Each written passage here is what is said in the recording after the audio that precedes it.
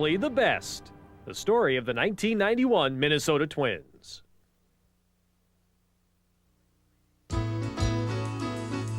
Spring training inaugurated a brand new ballpark, the Lee County Sports Complex in Fort Myers, Florida. A first-class, state-of-the-art facility with 5 practice fields. The Twins gathered at their new spring home. It took a little while to get settled in. That's just where I'm supposed to be. Oh, boy. It should, for many years, be the best facility in all of baseball. New park, new faces. Reliever Steve Bedrosian. Third baseman Mike Pagliarulo. Designated hitter Chili Davis. And another veteran who some observers figured had passed his prime, Jack Morris. I think respect is something you earn, and you have to do it in your own way. And I think you have to really, the best way to earn respect is to show them on the field what you're capable of doing. Stressing the fundamentals, the Twins hope to find the right blend of experience and youth. One youngster surprised everyone, Chuck Knobloch, who jumped from Double-A to the majors by batting .388 in spring training exhibition games. I just think that, new faces around here, new facilities. Everybody's pretty much excited just to be here. The optimism that Tom Kelly's team displayed in spring training was, as usual, upbeat. They ignored claims made by various national magazines that Minnesota was a second-division ball club. The Twins set out to prove them wrong. That's okay. On opening day in Oakland, a confident group of veterans seemed intent on opening some eyes. In his first start as a Twin, Jack Morris tied an American League record with his 12th consecutive opening day start. Of course, A's fans were more interested in Rickey Henderson's stolen base mark. With Rickey running, and he'll get it as that one will skip towards the A's dugout. Rickey Land was shut down the next day when Junior Ortiz threw him out. The Twins lost 2 of 3 to Tony La Russa's A's. However, Rickey Henderson's bid to break the stolen base mark would just have to wait.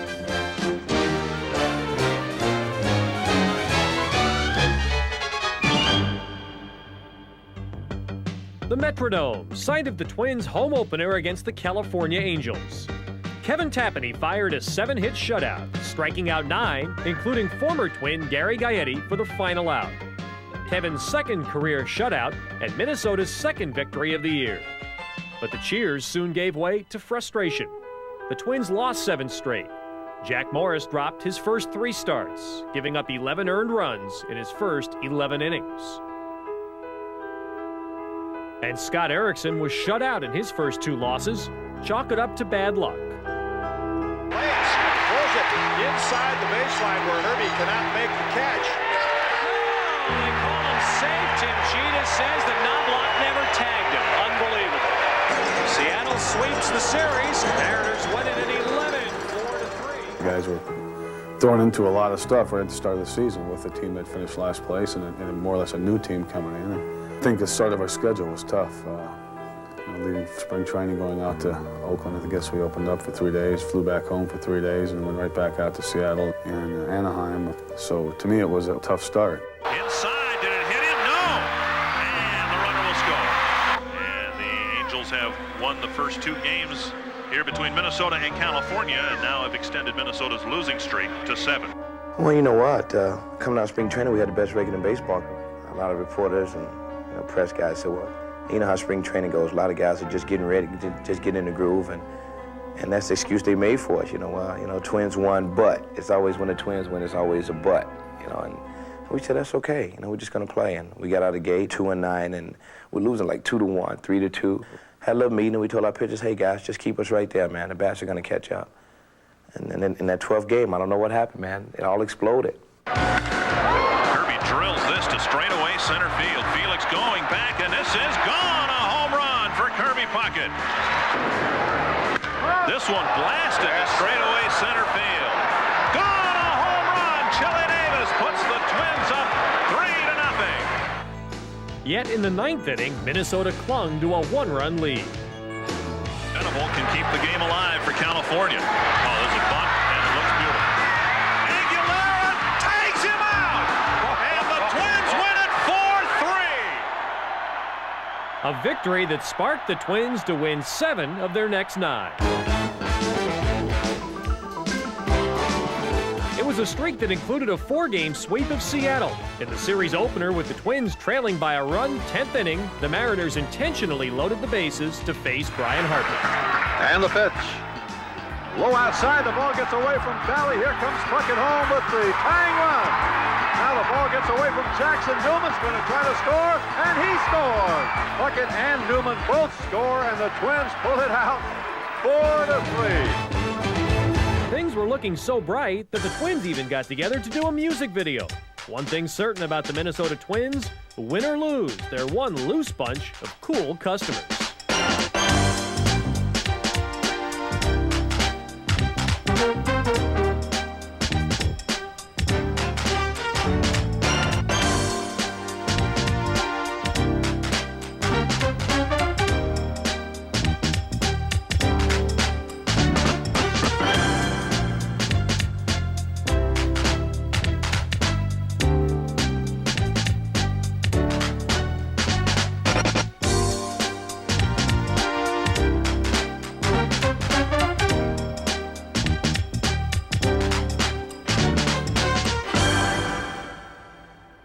Let's flip it back to the field, where on April 24th, Jack Morris attained a personal milestone against the Oakland A's.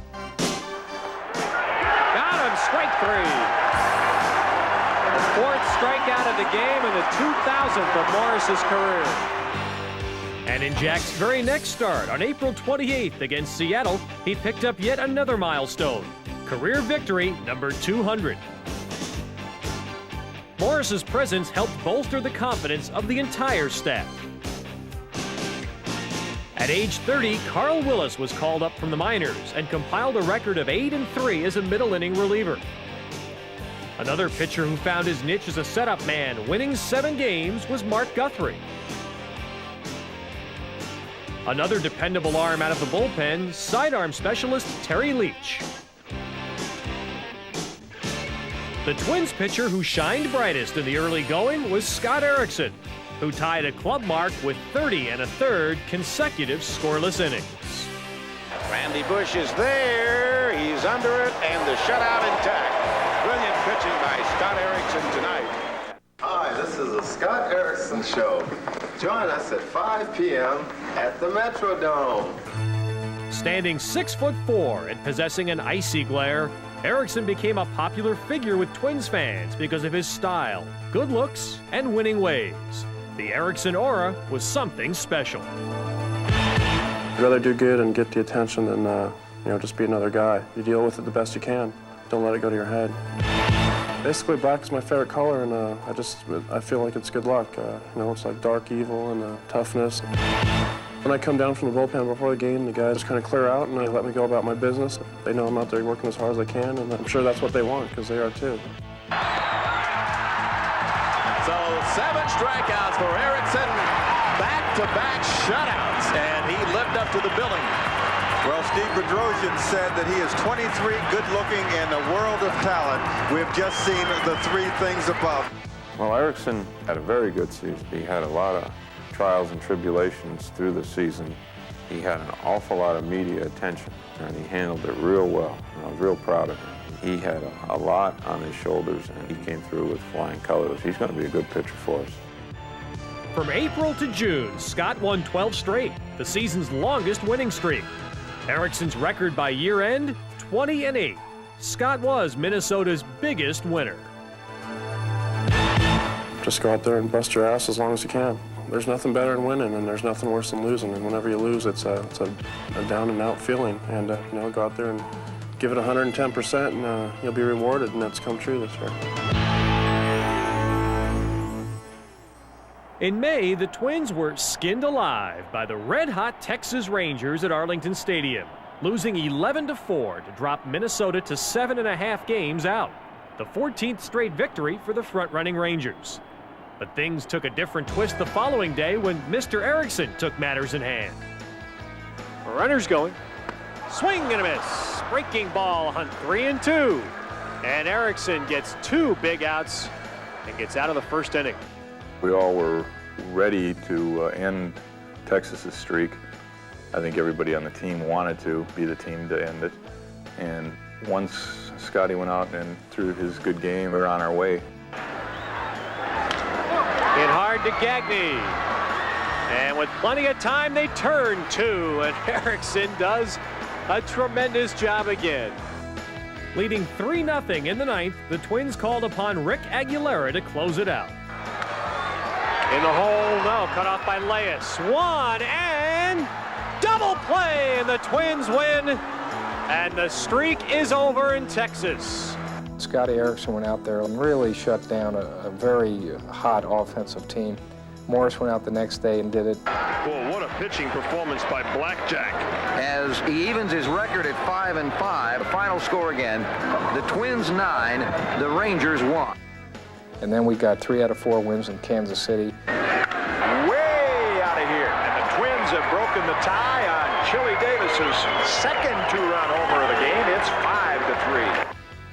Texas and Kansas City was traditionally a difficult road trip for us. And I was very satisfied after that road trip that we indeed would be competitive and a contender in the American League West. They were more than competitive. In fact, for the first 2 weeks of June, the Twins were downright spectacular. Newman on the run. Nice play. The ball game is over. Here's the pitch to Bush. Swing and a fly ball hit out of the shallow right field. It's going to fall in. Munoz around third. He scores and the Twins win. Struck him out. Twins win. The Twins take game 1, and they've made it 6 in a row. Twins win. 7 straight for the ball club. The Twins go to 8 in a row.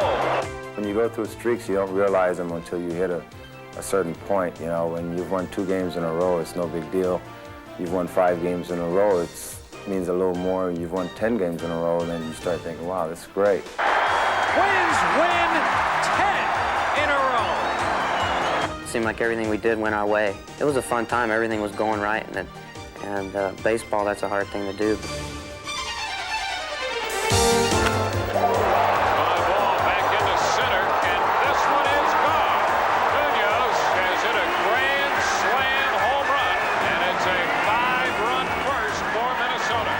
One thing that I noticed during that streak was that the emotional high had not changed.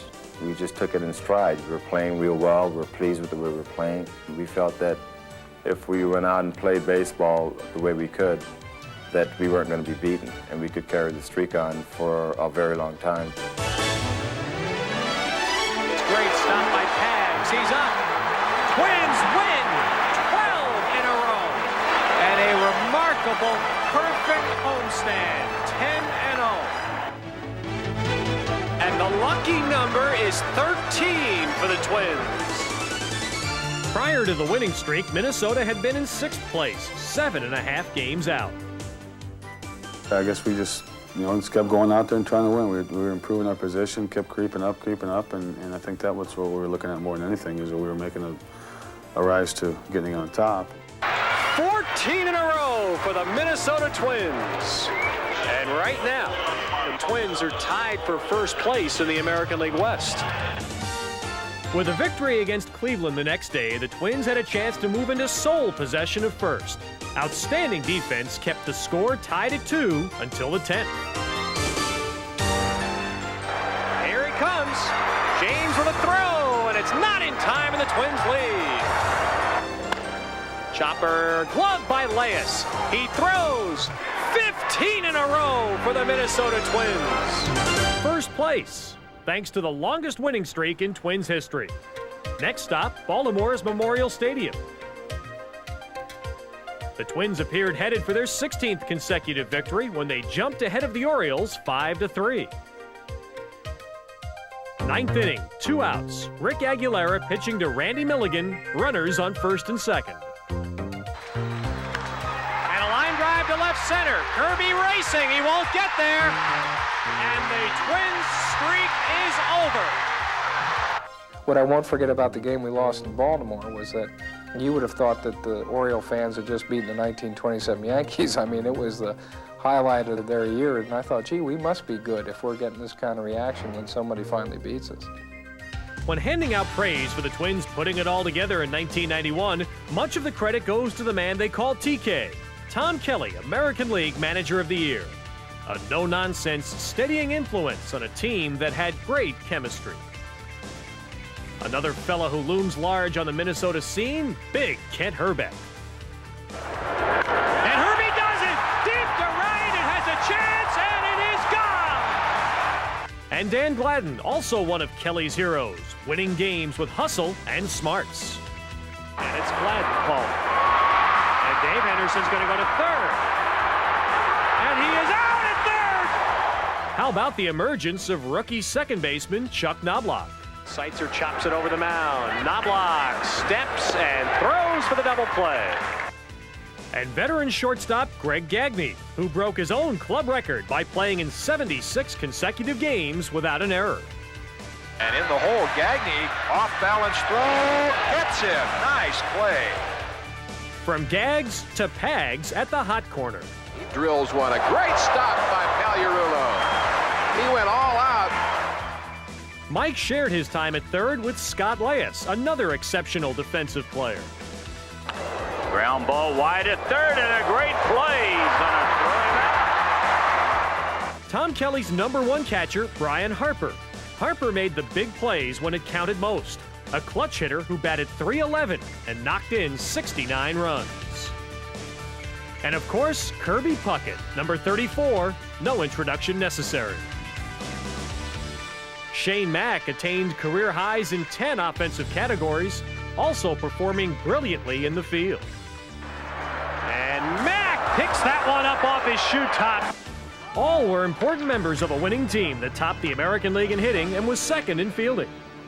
Designated hitter Chili Davis was perhaps the most important new ingredient to the Twins lineup. An offseason signing that added spice to the club's offense.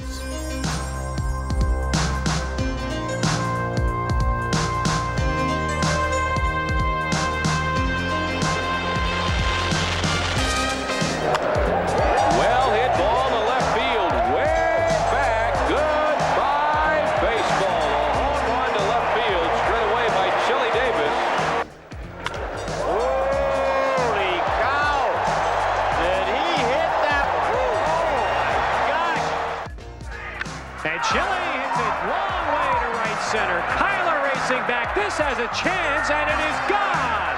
Off the facing of the upper deck, a monster 3-run homer. #21 for Chili, and that's as long a ball as you'll see hit in this park. Chili went on to wallop a career high in home runs with 29. He also equaled a career best in runs batted in with 93. I think Chili was on a little bit of a mission this year to demonstrate to those that thought his career was at an end or that they were wrong.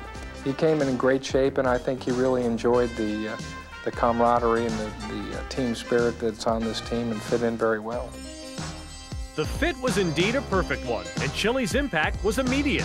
By the All-Star break, the Red-Hot Davis was among the league leaders in round trippers with 19 and had driven in 52 runs. The first half for me was probably the best first half I've had ever, but that just reflects on the fun we have, the way the team played, and just doing my job. And the guys around me were playing so well, it made it a lot easier for me to do my job. The Twins marveled at the power hitting of Chili and the power pitching of Scott Erickson, who compiled a remarkable 12 consecutive wins. First and third, and a swing and a miss on a breaking ball. Erickson strikes out 2 in the inning and strands a leadoff double at third. When Erickson pitched, it was the day of death. And with black apparel that inspired that doomsday image, Scott massacred the Yankees while gunning for a club record 12 straight wins. In the air to right center and hit well. Kelly back. This has a chance. Gone! Home run, Puckett. 2-0 Twins. 9th inning, 3-0 Twins. And Mack hits is a long way the Twins bullpen. 5-0 Twins.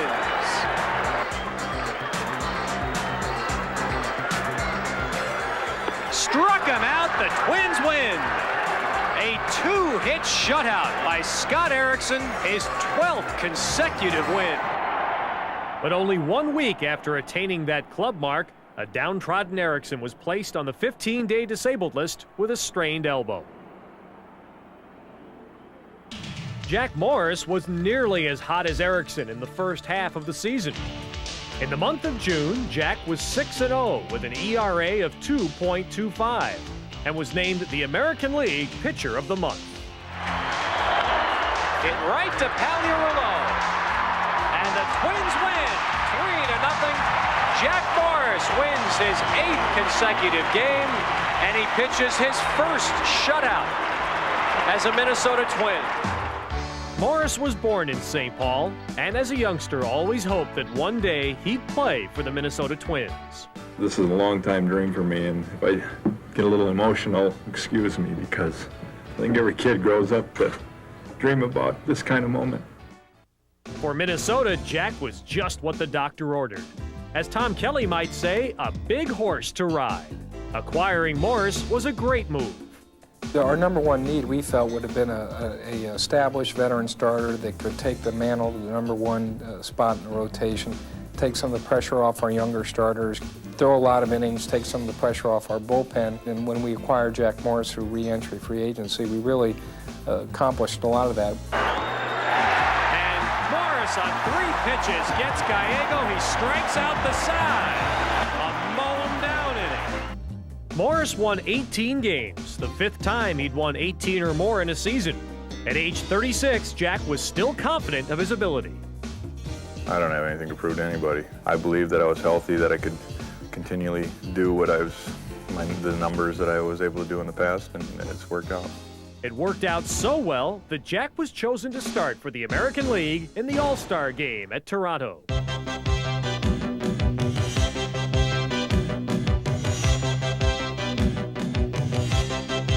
The 6th consecutive All-Star appearance for Kirby Puckett. The first for reliever Rick Aguilera, who had accumulated 22 saves during the first half of the year. Morris wore his socks just like Scott Erickson.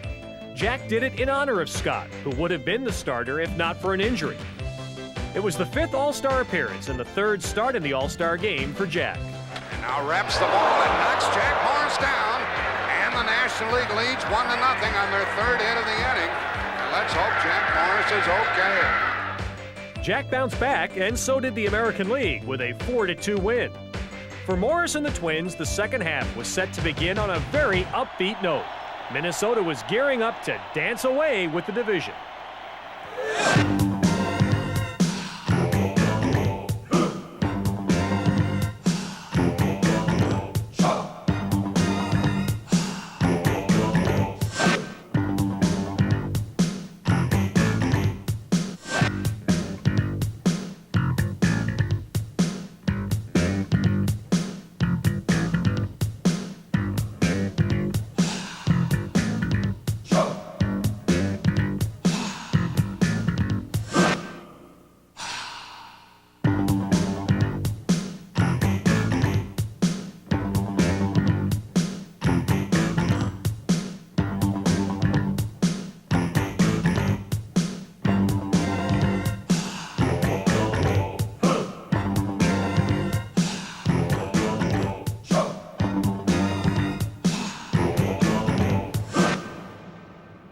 In July, the first-place Twins flew into Boston and played paddleball off the Green Monster. In 4 games, they scored 33 runs. Well, the biggest thing right there is that we played well at that time. The Red Sox weren't playing real well at that time, but when a team's playing well, you can make the other team look bad. And we did that. And I won't say that the Red Sox were at the top of their game, but we were, and we made them look bad, and they helped out a little bit with that. Hit well, left center field. Burks is looking up. It is gone. Home run, Chili Davis. The heavy-hitting Twins chopped away at the Red Sox with timely blasts. 9th inning, former Twin Jeff Reardon pitching in relief for the Red Sox. The Twins trailed by a score of 2-1. With one man out, up stepped Randy Bush, hitting .382 as a pinch hitter. It was an at-bat that had everyone at the edge of their seats. Bush to deep right, but it's going to hook and just go foul. And that was the swing. A classic confrontation. Both batter and pitcher regrouped. Nothing would be sweeter than for Bush to take his former teammate deep. This has a chance, and it is foul! Randy Bush thought it was gone, and no, home plate umpire says fair ball, home run! The Western Division leading Twins completed their first 4-game sweep at Fenway Park since 1981. A 14-1 demolition, extending Minnesota's lead in the American League West to 5.5 games. In July, the Twins compiled a 15-7 record against the American League East.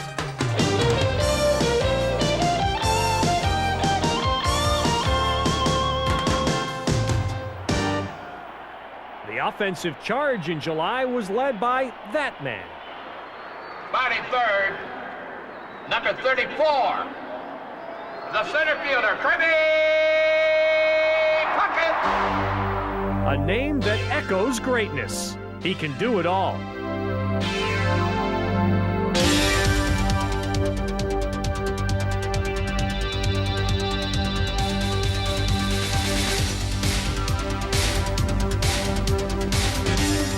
I've always believed that if you want to be the best at something, you have to work on it. God gave all of us so much talent, but if you want to expand on that, then you have to work at it. And I believe in working extra hard just to make myself that much better, to always give me the edge on somebody else. Kirby's popularity beyond reproach. What's not to like about a player who led the team in base hits, batting average, and runs scored? Not to mention spectacular catches. What matters to me is that my peers know. As long as my peers know what I can do and they respect me as a ball player, then that's all that matters to me. When you're a general manager and you have a Kirby Puckett on your team, you're just blessed. It's just blind luck and you're blessed. Despite the fact that he has developed into one of the game's real superstars, his personality hasn't changed. His enthusiasm and affection for the game hasn't changed. His genuine camaraderie and friendship that he develops with his teammates hasn't changed. And he's always going to be an important part of the Minnesota Twins. No, I'm not a star. I'm just one of the guys. I know my role on this team, and I just try to go out and just play hard, and I try to lead by example. Example, thy name is Puckett. Kirby already has a place among Minnesota's all-time greats. In 1991, the Twins honored a retired superstar, Tony Oliva, who spearheaded Minnesota's offense throughout a 15-year career. Known as a natural hitter with a graceful style, Oliva became the only player to win batting titles in his first 2 seasons. During a special ceremony at the Metrodome, the Twins paid tribute to the 3-time batting champion by retiring his number 6. The only other Twins to have their number retired, Harmon Killebrew and Rod Carew. As for Rod, 1991 was also special. Carew, who won 7 batting titles as a member of the Twins, was inducted into baseball's Hall of Fame. With a lifetime batting average of .328, Rod handled a bat with consummate skill. In his MVP season of 1977, he batted .388. Born in Panama, Carew came to the U.S. as a teenager. First time I flew into New York, I was a nervous, excited 15-year-old kid. Today I stand here as a nervous, excited 45-year-old, hoping that I can find the words to express my feelings at being inducted into baseball's Hall of Fame. He became the second Minnesota Twin to be inducted. At Tiger Stadium, only a few days after that Hall of Fame ceremony, the Twins defeated Detroit 9-3 to move 16 games above .500 with a record of 56-40. The victory marked a return from the disabled list for Dan Gladden, who got 2 hits and knocked in 4 runs. A line drive and a base hit to left, and 3 runs scored for the Twins. So again, here's Gladden with 2 down. In a situation with a couple men on, and he drills that to left field. Mosby can't get it. In his first 5 games after coming back, Gladden drove home 12 runs, including this blast against Milwaukee. And the pitch. Slider swung on and a long drive to left. If it's fair, it is a home run off the foul pole screen. Oh, was that close. 3-run homer for Gladden. The Twins win it 7-4. Minnesota's demolition of American League East clubs continued. At Yankee Stadium, the Twins banded together for their biggest inning of the year. Chili Davis has given Minnesota a 1-0 lead. Mack hits this one out of the ballpark to make it 2-0. Now Urulo is going to score, and it's 3-0. Gagne is going to score. It's 4-0. Will Hrbek bats. Deep to center, and that ball is gone. A grand slam home run by Ken Hrbek, and it's an 8-run inning. After dispensing with the American League East, it was time to do battle with their biggest rivals. The defending Western Division champion A's hoped to gain ground on the first-place Twins in a head-to-head battle at the Oakland Coliseum. Fans were treated to a power display as the A's belted 6 solo homers, 3 by Dave Henderson. From Oakland's perspective, the game looked like a laugher, home run after home run. Oh, that's hit well to left field, and that is going to be... just off the glove of Shane Mack. A home run for Canseco, but Shane Mack almost made the catch of the year.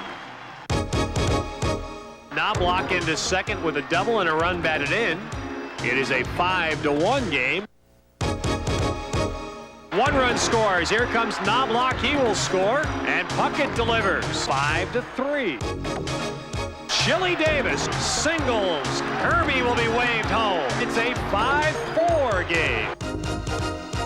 Brian Harper here. Hrbek at second. Davis at first with 1 away. That one is hit in the air. Hit deep. Wilson near the wall, and it is gone. A 3-run homer for Brian Harper, and the Twins lead 7-5. Dave Henderson hit 3 home runs in 1 game against us. And we still won the ball game. We won the series in Oakland. And as long as I've been here, we've never, done that. Usually when you go in the Coliseum, you're going to lose a couple. And that just goes along with confidence. When you get confidence, you can play. Henderson could have hit 10 home runs as long as we win, and that's all we care about, winning. Aguilera, can he make the play? Yes, he got him. A great play. I just got tired of seeing Oakland winning this division and going to the playoffs for the 3rd year in a row. And I didn't want that to happen this year, and I'm sure a lot of the guys did. But after winning 2 of 3 in Oakland against the dreaded A's, the Twins found themselves slipping. Following an 8-0 defeat at the hands of the Mariners, Minnesota's lead dropped to 1 game. Meanwhile, the Chicago White Sox were riding the wave of a 7-game winning streak, putting the pressure squarely on Minnesota's shoulders. Setting the stage for another showdown against the Oakland A's, a record number of fans attended what amounted to be the biggest series of the year.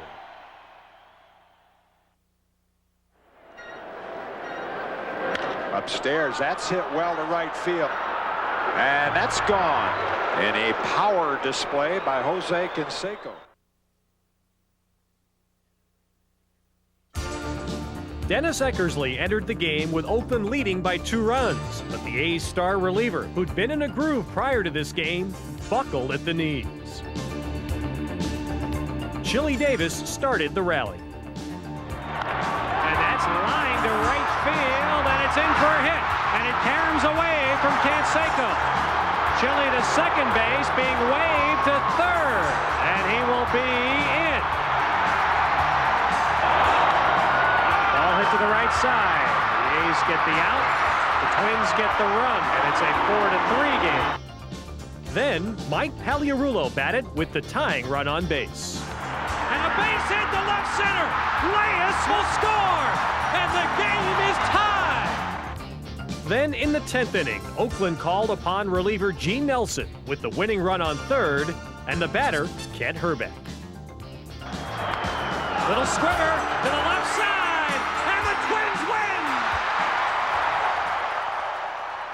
win! In Game 2, Again, Oakland jumped out to an early lead. And there's a high, towering drive to right field, and that is gone again for Canseco. Make it 4-1 Oakland. But the Twins never gave up. This will score Knobloch, and Kirby's going to have a base hit. So the Twins play some dome ball here, and they're back within a run at 4-3. And Harper fights that one off into short right field. And Puckett's being sent home against Canseco. And the throw is not in time. And the game tied at 4. The batter, Shane Mack, with the bases loaded as the Twins look to complete the comeback. Down the right field line. That's going to the wall. It's going to score at least 2.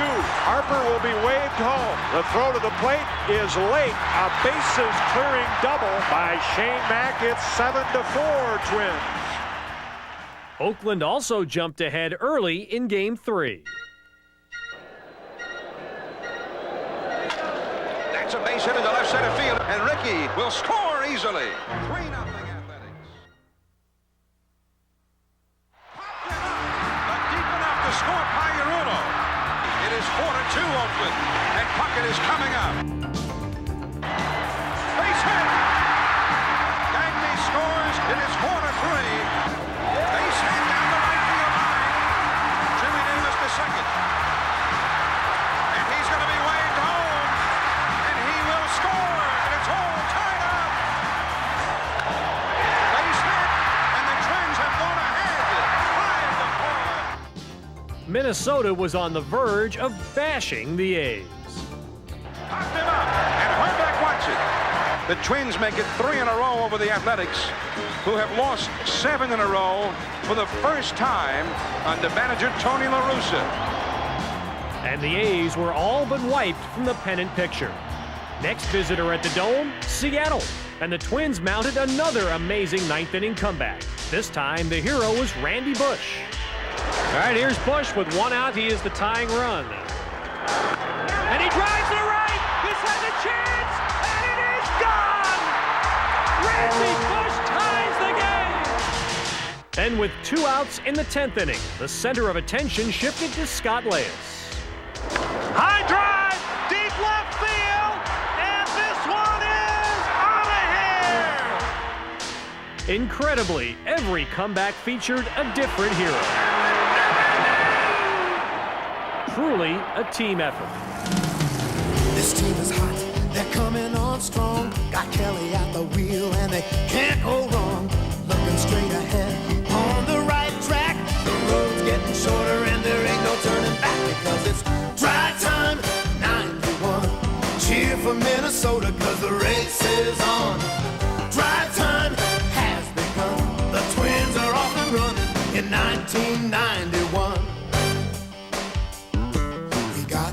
Chuck, Jack, Mack, Chili, Willie, Bush, Tap, Harper, Gladden, Allen, Gags, Herbert, Willis, Cheatham, Blacks, Aguilera, Erickson, Teddy, and Bedrosian, Guthrie, West, and the rest. Don't you know we got the best? Drive time 91. Cheer for Minnesota, cause the race is on. Come on! Drive time has begun. The Twins are off and running in 1991. The Twins were really rocking him at the Metrodome. Shane Mack came through in a big way in a tight game against the Cleveland Indians. 8th inning, bases loaded with Mack ready to attack. High drive, deep left field. This one is gone. A grand slam. Shane's second grand slam of the year, his 17th homer.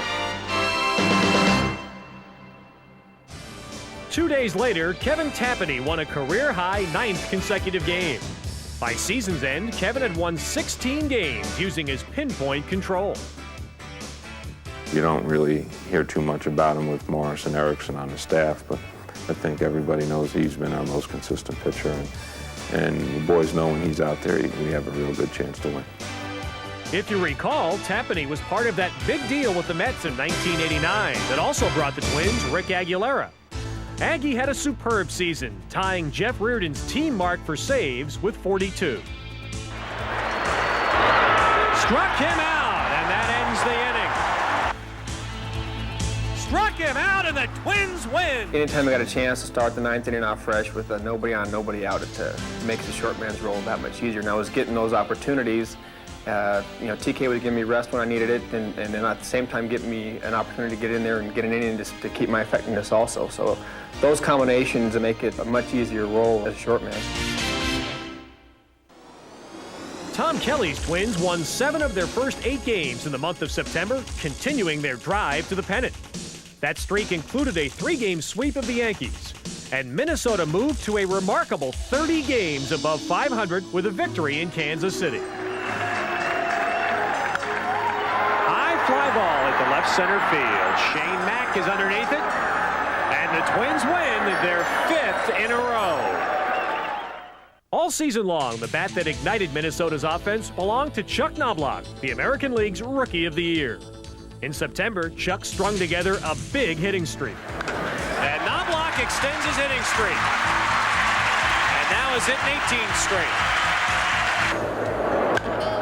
High fastball by Guillen, base hit.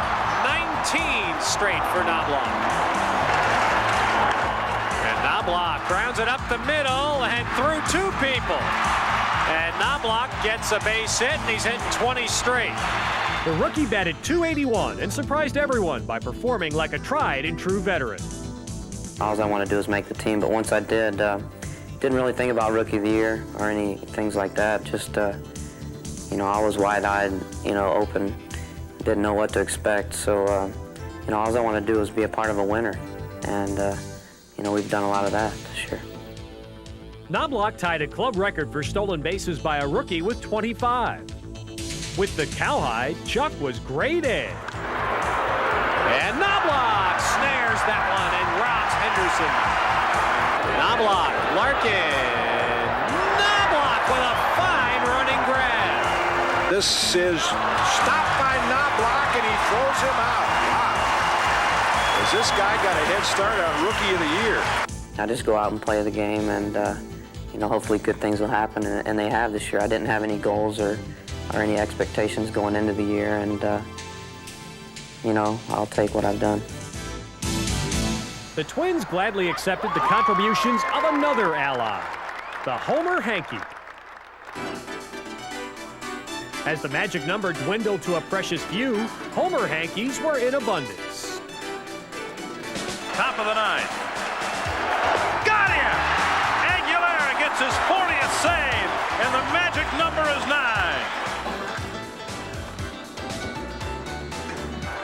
The lead is back to 7.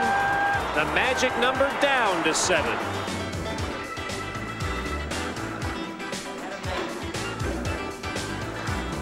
And the Twins have cut the magic number to 6. And it's sliding towards 5. On September 24th against Chicago, the Twins scored 6 runs in an inning and 2/3 against Jack McDowell. While Scott Erickson had his best outing since July, taking a no-hitter into the 7th inning. Scott lost the no-hitter, but the Twins came through with another big win. Right center, Jarvis Brown there, and the magic number is 3. And that's where the magic number stood as the Twins visited Toronto's Skydome. The Blue Jays topped Minnesota in the series opener. But the next day, Minnesota rode the pitching brilliance of Jack Morris. 2-2, and a little tapper in front of the mound. And the Minnesota Twins have gone from last to a tie for the American League West. The White Sox won that night, delaying the inevitable. But the next day, the Twins had a sly feeling that victory was soon at hand. Swinging so hard, you falling down last night. Terrible, man.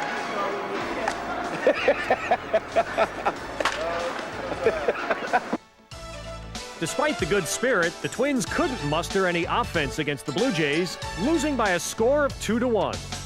The only way for the Twins to officially clinch the West Division title on this day was with a Chicago loss. The Twins departed Skydome by bus. However, their drive for the division title was in sight, with only one final out needed in Chicago. Topper. Here comes Vizquel up with it.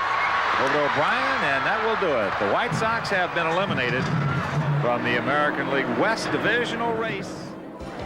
News traveled fast, and the Minnesota Twins celebrated their incredible turnaround season. All of a sudden, the Twins go from last to first. Only team in baseball history to do that.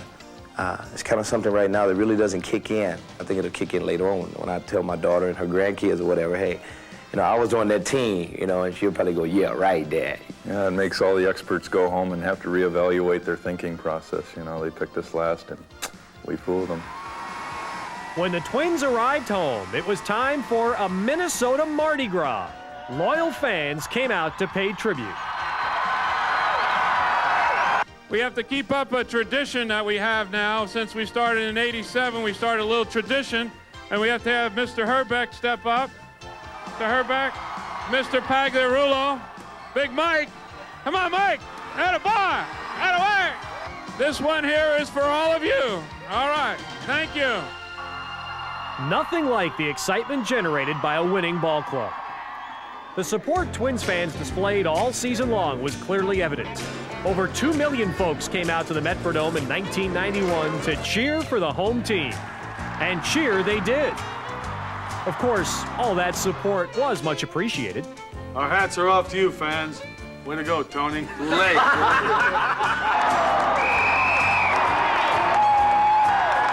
Our hats are off to you, fans. Thanks. Thanks.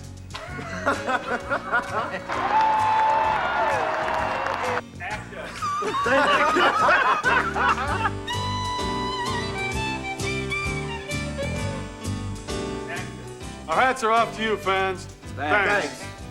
Oh, that was good.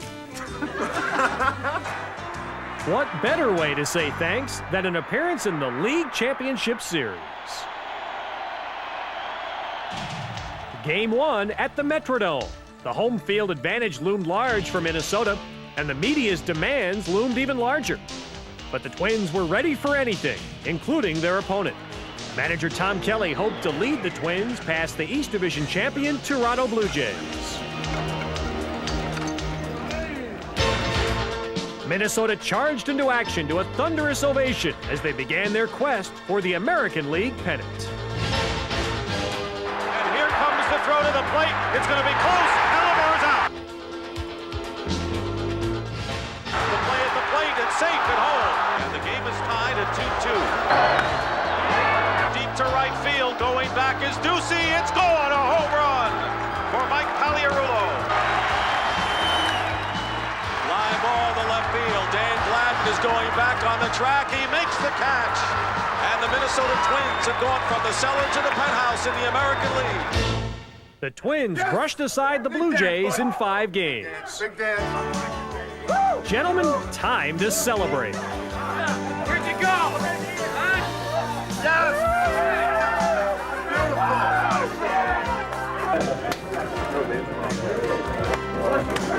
This is what you play for. It's what you put the uniform on to get to this big dance, and now we get to go. It's never over till it's over. Yogi said all the wonderful things. This team has played hard all year. We deserve to be where we're at right now. Earning MVP honors in the League Championship Series was Kirby Puckett.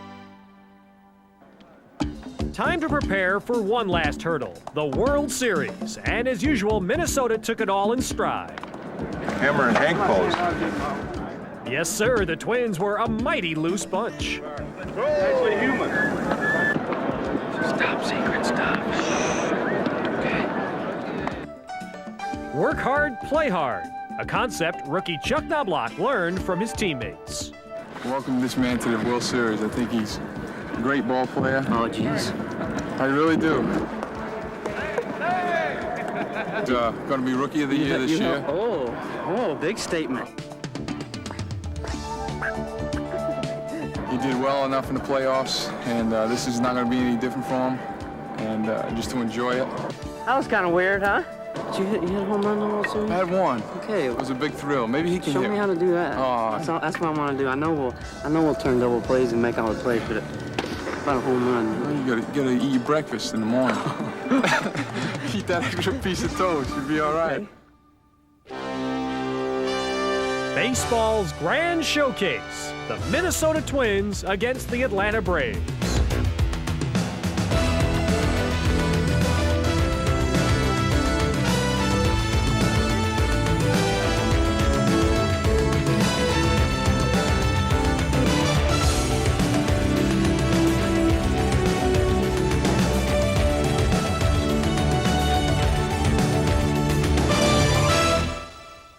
Game 1.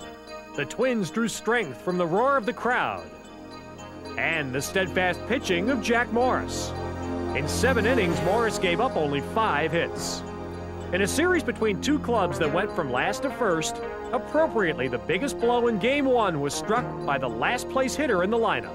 A home run for Greg Gagne.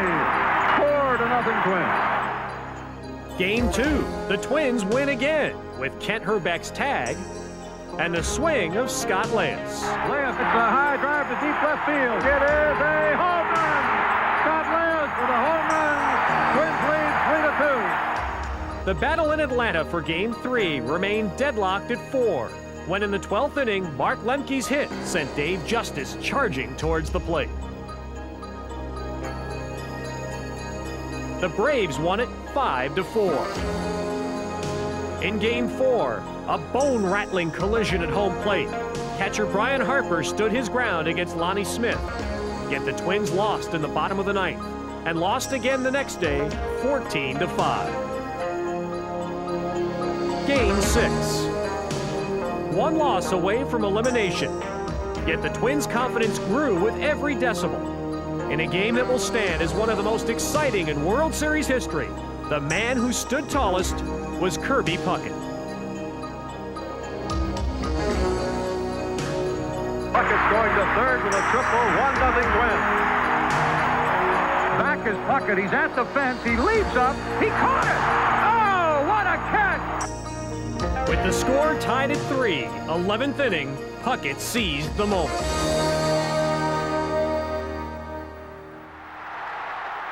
Way back! The Twins go to the 7th game. Touch 'em all, Kirby Puckett. Touch 'em all, Kirby Puckett. And the Twins have won this game 4-3.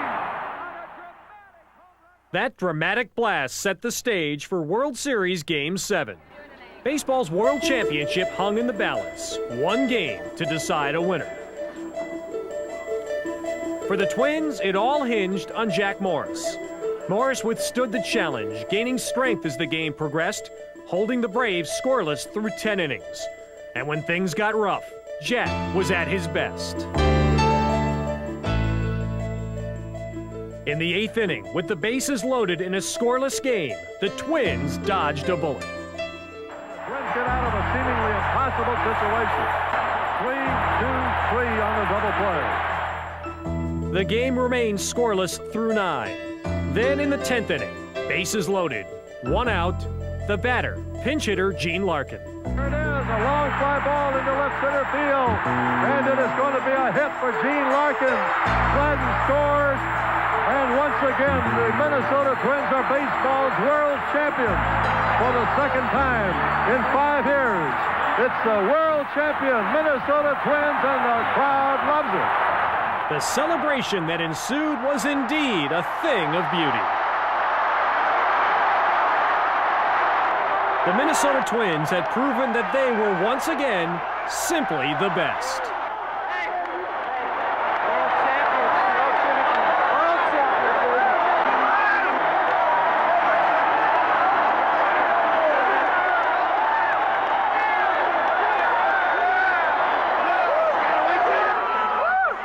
Champions, baby.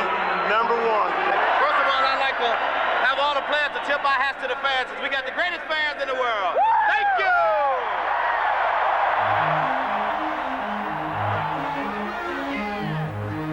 you! In a touching tribute to the fans, the players doffed their caps in a victory lap around the field.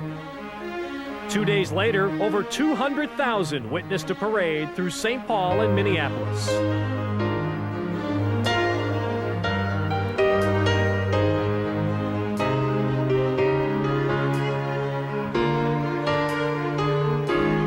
It It was a riveting fall classic, perhaps the best ever. 5 games decided by 1 run, 4 in the last at-bat. World Series MVP, the Iron Man of Game 7, Jack Morris.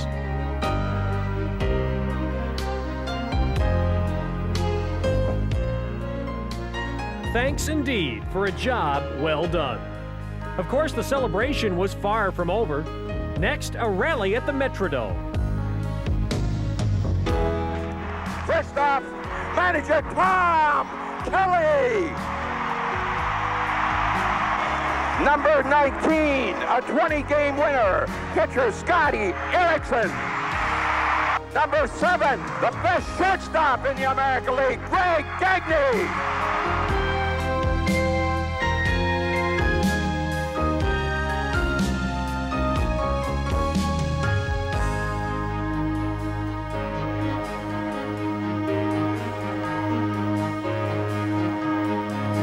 And finally, in Washington, D.C., a tribute from the President of the United States to the world champions of baseball. Let me welcome the authors of that championship season, the 1991 Minnesota Twins, a team that helped deepen America's love affair with baseball. This year, they rose like Lazarus to win their division, beat Toronto in the playoffs, and then came the 88th World Series, and what a series it was. So each of you made this a kaleidoscope of beauty. Each showed why millions of Americans watch baseball, listen to, read about, debate it, and why for a few golden days each October, each of us becomes a self-anointed expert.